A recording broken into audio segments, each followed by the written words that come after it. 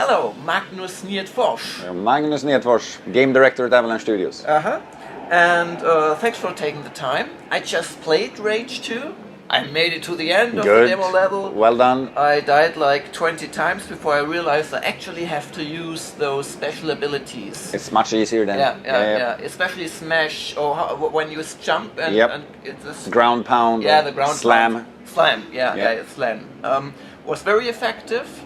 And also overdrive, of course. Of course, or overdrive. Overpower, how do you call it? Overdrive. Overdrive, yeah. Overdrive. So this kept me, that led me through.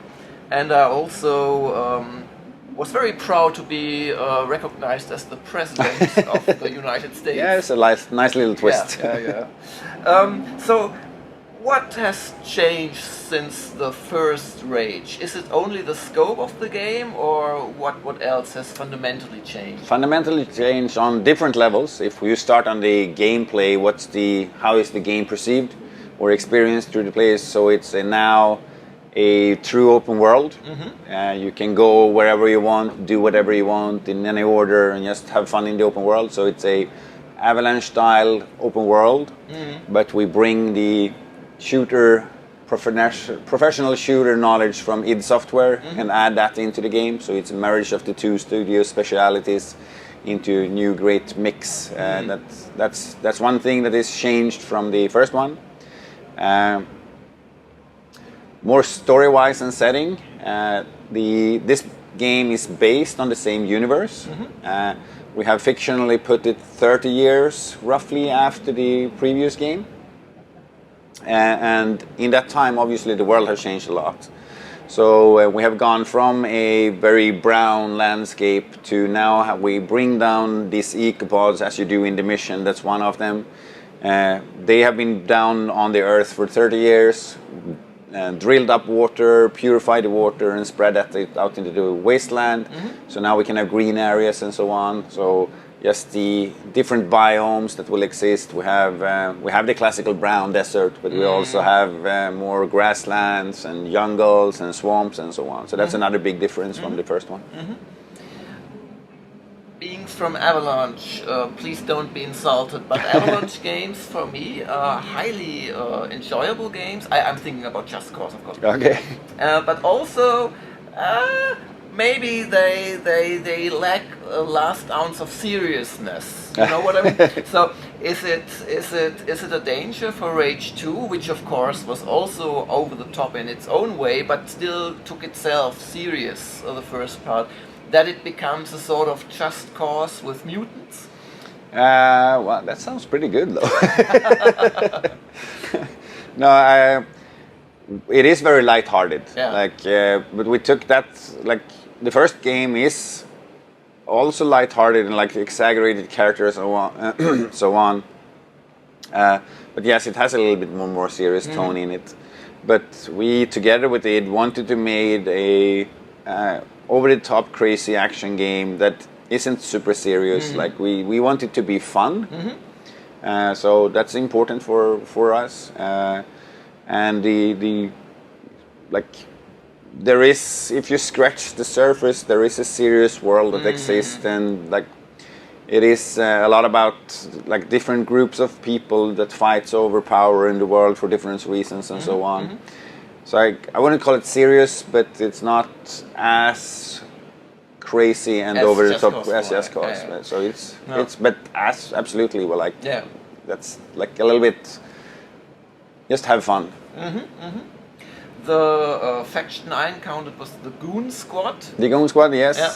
How many of those factions, when there's the Authority, of course, how many factions will be in the game? There will be a couple more that we will really reveal as time flies by. So definitely more. You have seen, as you said, the Authority and the Goon Squad. They're the two that we're showing now. More will come later on. And will you be able to actually have different relationships with them, or will that be a given by the story? It's more given by the story and the situation. We don't have a how do you say, befriending system or anything like that. It's more it's the story, their attitude. Things can change, but it's more set up it's in a different way. You will never be friend with the authority, for example, because they are the evil empire of this world. But other things you can affect other things in the world. Like you will work with a group of former resistance fighters, and depending on what you choose to do together with them, things will change in the world in other ways. So, for example, you can liberate the Goon Squad, for example. They have lately in the world become more powerful. So they have taken over a few locations in the world.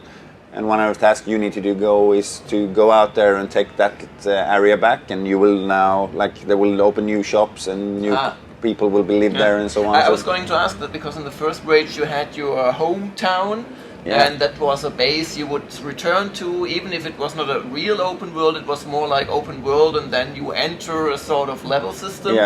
So is this the same in Rage 2? Do you have a home base or something like that? Well, you will have several of them. And it's not, we call them hubs. You will go there, you will meet people there.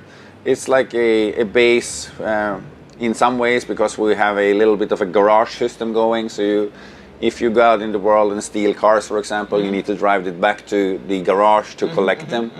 So yes, but there will be many more than there was in the first game. Speaking about vehicles, it's one of the things that made Rage 1 very interesting, having your own buggy, or whatever you call this thing. And now there's a multitude of vehicles. You have this flying mini Hoover, copter, or whatever. You have a variety of cars, and you have even monster truck-like things. Correct. Yeah, we want to have more variety. We started kind of with the same vehicles type that they have in the first game, a little bit more normal wasteland car. And we have motorcycles, the monster truck, as you say. You can find a tank there, and so it's a huge variety that provides different type of gameplay. But you will have your core vehicles, which is your set that you will upgrade and you will work with them and so on. But any car that you see in the world, you can steal in different locations and you can collect them. And once you drive them home to your garage, you can call them in and use them in the game. In a trailer I was shown before the actual gameplay, there was a convoy. So how do they work? I guess you will have to fight them while they move from A to B. But I also think you need a lot of distance between A and B to make it work as a gameplay mechanic. They will move around in the world along the bigger roads in different ways. We have a system that takes them through different paths, and they will continue to drive throughout the world every now and then. And actually say different missions want you to take them down and hunt them down and so on. So I need to find them, and then with my rockets or whatever means. Yeah, whatever means you have. As your car have a lot of different types of weapons. And then Mr. Monster Truck A will be gone if I kill him.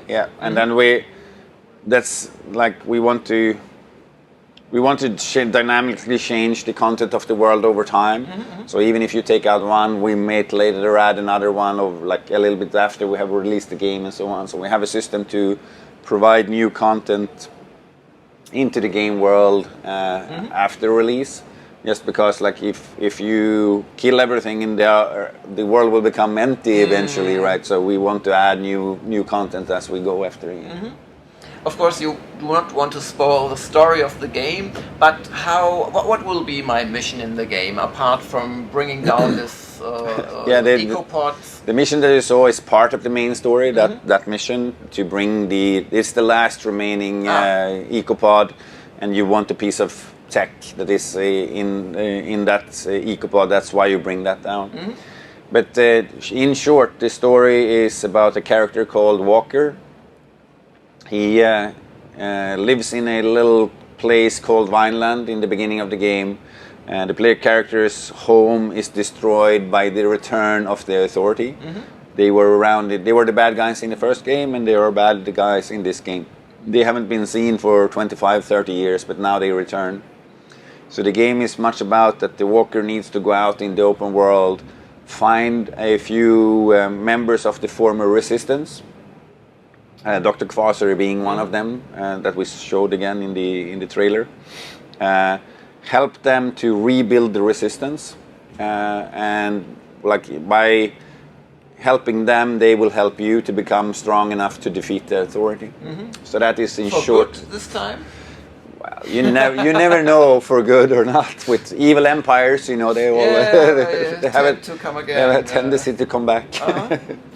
So, what's the single feature or part of the game which you really like as a designer, even if you test play it, where you're really happy with? More from a player perspective, I like another old favorite from the first game, and that is Mutant Bash TV. Okay. That we're returning, that we're bringing that with us again, and it's like somehow it kind of. It's so insane and absurd in many ways. And speaking of like how serious it is super lighthearted and so on. But if you really think about, hey, there's a TV corporation that brings in mutants that you should kill just for the pleasure of you and the audience, it's like that's not really nice. So, well, it's not a nice world. No, exactly, it's not a nice world. So, but it's like. It's still a funny attitude in that, so but I think that's my single little. If I should take one thing of the game, that's like I like that part a lot. Okay, Magnus, thanks very much indeed. Thank you very much to talk to you. It was great to talk to you. I hope you liked the game, and it's released in the spring of 2019, and then you can play the full thing. Looking forward to it. Awesome. Great.